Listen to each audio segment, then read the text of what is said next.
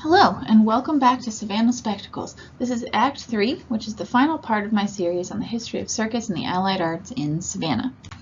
In this act, we'll be talking about entertainment beyond the big top, where I will share stories of itinerant showmen, vaudeville acts, and exhibit that highlights the different attitudes between two of Savannah's suburban resort villages. Well, I initially set out for this installment to outline popular entertainment in Savannah and its many forms and venues that promptly proved to be far too ambitious. I mean, how does one adequately and comprehensively weave a narrative that spans amusements like moving panorama paintings of far-flung scenes in exotic areas such as Mexico, or a voyage to Europe, or the Mississippi River, or demonstrations of automaton machines that could answer any question asked to them? There were wire walkers crossing above Broughton Street, or failing to cross the Savannah River, intricate firework displays where the proprietor dressed like a salamander and possibly displayed the words of General Andrew Jackson. There were hot air balloon ascensions, and not to mention centuries of carnivals, fairs, and races, and the very weird instance of an artificial lake that was constructed on Anderson Street in order to stage a historical pyrodramatic performance of the last days of Pompeii. So I narrowed the scope significantly and will instead highlight 3 entertainment destinations in and around Savannah: the City Exchange, Thunderbolt, and Isle of Hope. The oldest of these physical venues is the City Exchange. The Exchange was many things for residents of the city of Savannah. It's perhaps best known as the second seat of municipal government for the city, but it was also an important landmark for many aspects of civic and cultural life here. The City Exchange was located on the site that City Hall sits on today, where Bull Street ends at Bay Street. It was built between 1799 and 1801. The City Exchange was built for, quote, public and private purposes, and it was larger than was needed at the time, with an eye towards the future growth of the city. Among its occupants were militia groups, naval stores, notary publics, newspaper offices, a post office, the customs house, and of course, a bar, for good measure, on top of offices for city departments.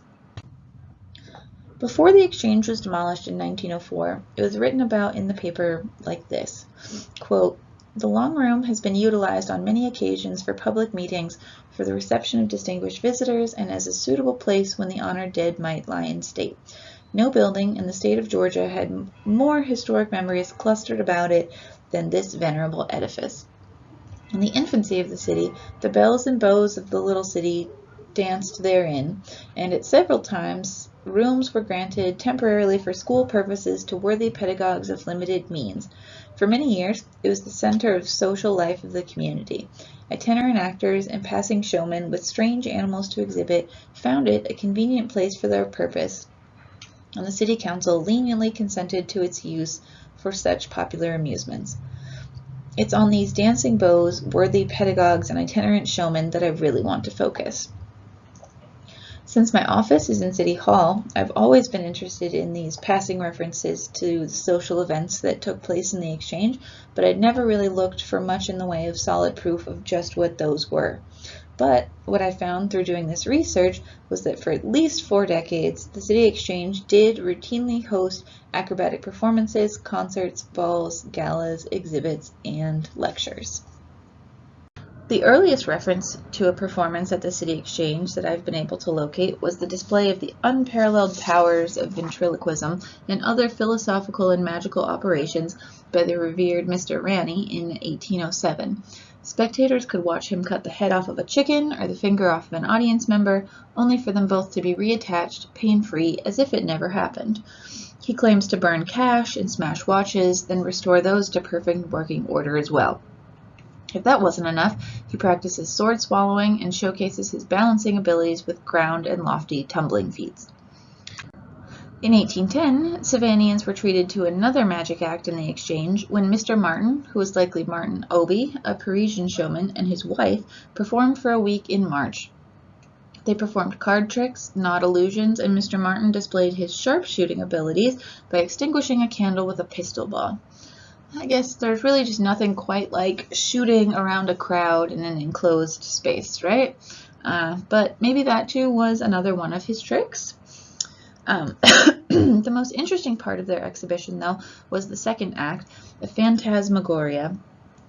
Phantasmagorias were early predecessors to films, using slide and lantern projections to cast spooky, seemingly supernatural images of spirits and ghosts into a darkened hall, which simultaneously amazed and unsettled their audiences.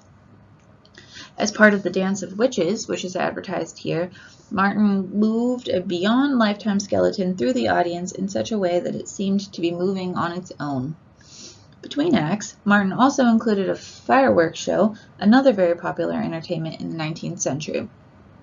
And considering just how fire-prone Savannah's buildings were in the 1800s, it really never fails to amaze me just how common these pyrotechnic exhibitions were. Almost simultaneously, John Sutter hosted an academic ball in 1810, which is similar to what we think of now as a dance recital in the long room of the Exchange, where his pupils showed off their dancing skills. After the recital, audience members, referred to as amateurs, were invited to dance the cotillions as well. This ad lists all of the dances that Sutter was teaching his students, including the country dances, minuets, and cotillions.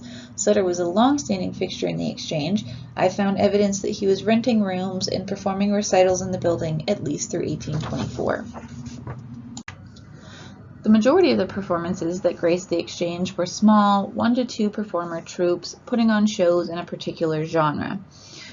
The closest to quote-unquote traditional circus, which included troupes with diverse acts such as acrobatics, clowning, pantomiming, or music, that I found performing at the Exchange came through between 1811 and 1823. The first was headlined by Don Catano Perez, who performed acrobatic stunts on the tightrope. He put on the show with a clown, Mr. Rowson, and they wrapped up the show with a pantomime, which was also a traditional act for early circuses. In 1822, a troupe performed at the Exchange, calling their show a Grand Olympic Performance, which included tightrope, slackwire, comedic songs, sword swallowing, and a clown act. In 1823, Mr. LaConta and Smith performed tightrope dancing, sleight of hand, musical numbers, and had a real monkey who walked on the tightrope. There were more than live performances at the Exchange. There were also static exhibits for patrons to take in, such as the exhibit of wax figures in 1817, which featured historical caricatures of George Washington, Napoleon Dynamite, as well as scenes from Macbeth and more. In 1829, Savannahans could pay 50 cents to look through a new and improved solar microscope to see quote-unquote live eels in vinegar, or learn that the fuzz on a fig is in fact insects 2 to 4 feet long. Finally, what I think might just be the strangest genre of performance or exhibition, if you can call it that I found taking place at the Exchange were the nitrous oxide gas, or what we call laughing gas today, demonstrations that took place between 1821 and 1834. For the price of admission, participants could hear quote-unquote scientists lecture on the benefit of the new anesthetic, though it wouldn't be used as such for another few decades, and of course take a big whiff for themselves, or at the very least be entertained by the antics of those who did. Can you imagine if today we just let a debatably quack chemist come into City Hall, charge admission to adults and children in order to get them good and high? I guess it really was a little bit of a different time. The presiding practical chemist demonstrating the gas in 1834 was billed as Dr. S. Colt, but no such doctor actually existed. S. Colt was actually a pseudonym for Sam Colt, who, if anyone is up on their gun history, was the inventor of the Colt pistol. It seems like quite the leap from purveyor of laughing gas to inventor, but the story goes that Sam Colt gave up his design for the pistol, but needed to have money to get it produced, so he set out on the road marketing himself as a doctor and a chemist and selling nitrous oxide until he could raise the funds that he needed. Entertaining exhibits and performances at the Exchange appear to be frequent up through the 1830s, then they gradually taper off by the 1840s, though some events, such as Mr. Mooney's Irish musical and historical entertainments, as well as various fairs and community benefits, are held in the Long Room at least through the 1850s. After the 1840s, it's clear that the building's use as a center for political and business dealings was on the rise, therefore possibly ousting its social inhabitants. At the same time, venues such as the Savannah Theater, called the Athenaeum in this era, and St. Andrew's Hall became a more popular entertainment destination, as they were larger and of course better suited for performances for both the performers and the audiences. At least as early as 1850, Thunderbolt was a resort destination for locals and tourists who enjoyed the escape from city life to the breezy riverfront town. In 1866, the Savannah Skidaway and Seaboard Railroad streetcar lines connected Thunderbolt to Savannah, giving it unprecedented accessibility to day trippers from Savannah. Shortly thereafter, the Savannah Yacht Club was formed and the Savannah Racetrack was built. Spectators flocked to Thunderbolt to watch all manner of horse races and even later automobile races. Other rail companies, such as the Savannah and Thunderbolt Company and the Savannah Electric Company, also ran lines out to the town. These railroads had a vested interest in raising the profile of their lines to Thunderbolt, and they invested heavily in making it a destination worthy of their patrons. By the 1890s, Thunderbolt's reputation as an entertainment destination was solidified, and Tivoli Park was built in 1892. The opening celebration at Tivoli included vocal and orchestral performances, as well as a contortionist and trapeze artist. A month later, a beer garden opened on the grounds. From the 1898 Sanborn Fire Insurance map, we know that the grounds contained a pavilion, grandstand, bowling alley, bar and shooting gallery, and restaurant. Advertisements for Tivoli Park include amusements such as Miss Nanan's Wonderful Feats on the Revolving Globe, Professor Zeno's Balloon Acrobatics, and Captain Sorcho's Above and Below Sea performance, where presumably he dove in the Warsaw River illuminated by electric light. The grounds suffered a devastating fire in December of 1898, after which I was not able to find any mentions of the park again until 1901, when its management contract was advertised in the Savannah Morning News. The most enduring entertainment venue in Thunderbolt was the casino, which delighted visitors with assorted exhibitions for 3 decades. It was even one of the first theaters to show moving image films in Savannah. Some sources say the casino was opened in 1895, but it really doesn't show up in the 1898 Sanborn map. The construction of the casino, though, is heavily chronicled throughout 1901, and it is documented that the grand opening occurred on May 18th of 1901. The casino was developed by the Savannah, Thunderbolt, and Isle of Hope Railway Company as a way to increase revenues and to drum up business for their newly laid streetcar line out to Thunderbolt. In fact, most of the mentions of the development of the casino include promotions for the lines, such as, quote, "It's only a 15-minute trolley ride at the expenditure of only 5 cents. Has any other city such an ideal location?" The site contained an auditorium and restaurant, pool, carousel, and miniature railroad ride, which were powered by electricity, and more. Opening week entertainment featured a performance by the casino orchestra and vaudeville acts. In fact, vaudeville performances were maybe the most common form of entertainment at the new casino. Vaudeville is a genre of variety entertainment that became popular in America in the late 19th century and remained a reigning entertainment throughout the 19-teens and 20s. Acts included musicians, singers, dancers, comedians, magicians, acrobats, minstrels, and even films. Many of the acts overlapped with those of the circus, and it was not uncommon for performing troupes to split their year between performing on the vaudeville and circus circuits. The Thunderbolt Casino hosted nearly continuous vaudeville acts in its early years, including Laura Comstock's Vaudeville Company, featuring a dog trainer and his trained bull terriers, eccentric comedy jugglers, and a singing comedian. Jake Wells' shows featured a quote-unquote race between a bicycle and a horse, both of whom never left the stage, as well as Monsieur Cadeau performing a wire act, and songs by Edna Davenport rounded out the performance. Often, advertisements for one vaudeville company included mentions of the next one following up right behind it. The Thunderbolt Casino began to decline in the 1920s, though, as automobiles allowed residents to travel further for their vacations. In 1930, an entrepreneur, Michael May, purchased the rundown casino and transformed it with miniature golf course and an archery range, with the hopes of revitalizing Thunderbolt as a recreation destination. Only 2 months later, though, the casino was entirely destroyed by a fire. So I want to end this presentation with just one more anecdote and some background on it. And this anecdote piqued my interest when it was shared with me back in 2018 when I literally scribbled it down on a post-it note so that I could look into it further. And I've literally kept that post-it note on my desk ever since without ever having followed up on it until now. It's the story of one acrobatic troupe and 2 Chatham County resort enclaves, Thunderbolt and Isle of Hope.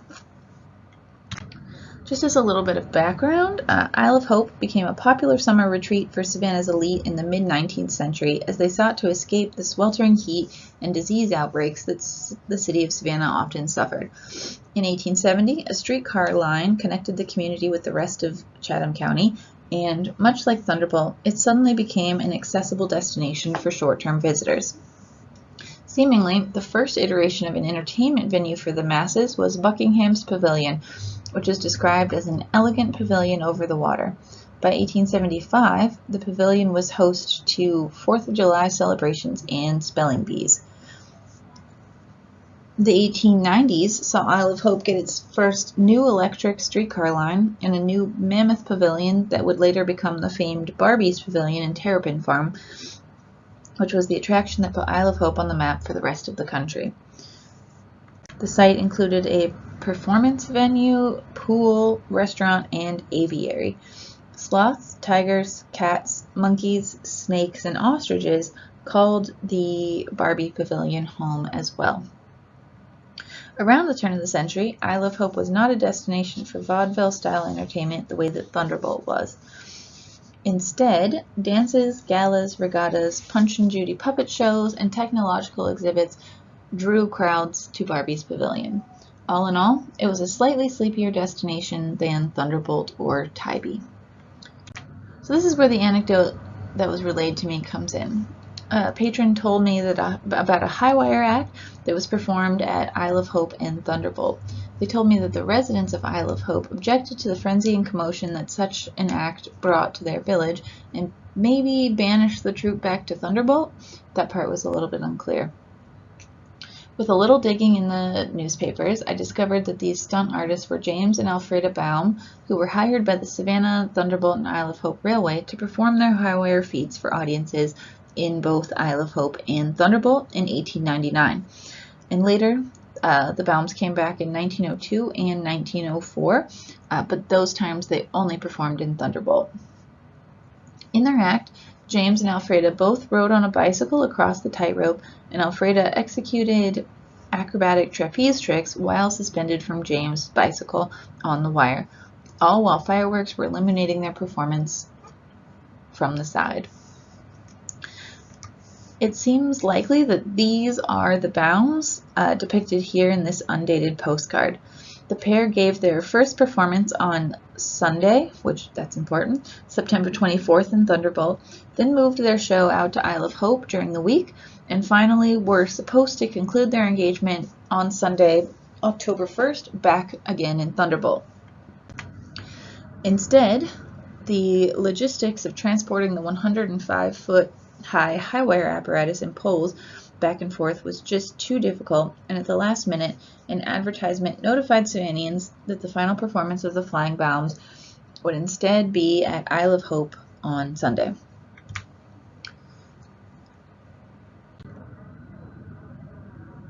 Two days later, the newspaper published this article, which indicates that the residents of Isle of Hope objected to the Sunday performance and put a stop to it.